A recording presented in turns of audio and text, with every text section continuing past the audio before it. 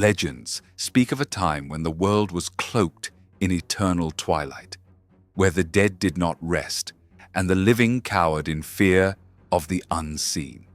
In this age of shadows, there rose a ruler unlike any other, a sorcerer of unfathomable power, a monarch who defied the laws of life and death itself.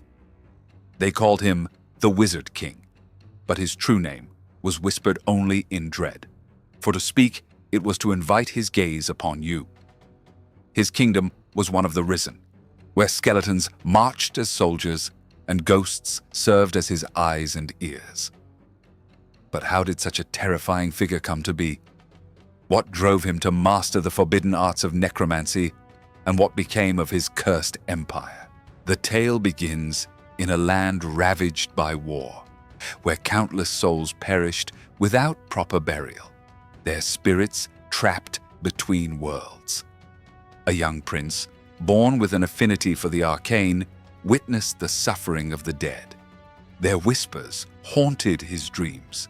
Their anguish fueled his obsession. While other nobles studied politics and swordplay, he delved into ancient tomes, seeking a way to bridge the realms of the living and the departed.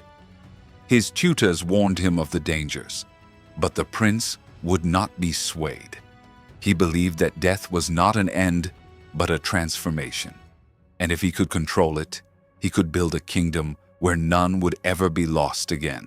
Years passed, and the prince's experiments grew darker. He learned to summon spirits, bind them to bones, and command them as servants. At first, his creations were mere puppets, shambling, mindless husks.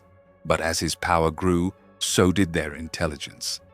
Soon, the dead could speak, remember, and even wield weapons as they had in life. The people of his land were horrified, yet none dared oppose him, for his undead legion was unstoppable. When his father, the old king, died under mysterious circumstances, the prince claimed the throne, declaring himself the Wizard King. His coronation was not a celebration, but a funeral procession, as the corpses of nobles, long past, stood beside living lords, their hollow eyes watching in silent judgment. Under his rule, the kingdom changed. Graveyards became barracks. Mausoleums were transformed into libraries where the knowledge of the dead was harvested. Wars were fought not with living soldiers, but with armies of the fallen, endlessly replenished. The Wizard King's enemies soon learned the futility of battle. For every soldier they slew, he would merely raise them again, turning their own fallen against them. His reign was one of macabre efficiency, where no life was wasted and no death was permanent. But such power came at a cost. The land itself began to wither, as though the very earth resented the unnatural order he imposed. Crops failed, rivers ran black, and the air grew thick with the scent of decay. The living, though spared from war, lived in constant dread, for they knew that death was no escape. Their bodies would still serve the king. Whispers spread of a resistance, a group of brave souls who sought to overthrow the Necromancer king.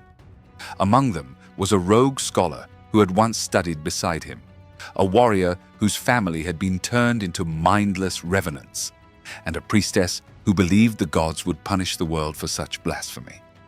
They sought a weapon capable of severing the Wizard King's connection to the dead, a relic said to be hidden in the ruins of a fallen empire. Their journey was perilous, for the king's spies were everywhere, and the dead did not sleep.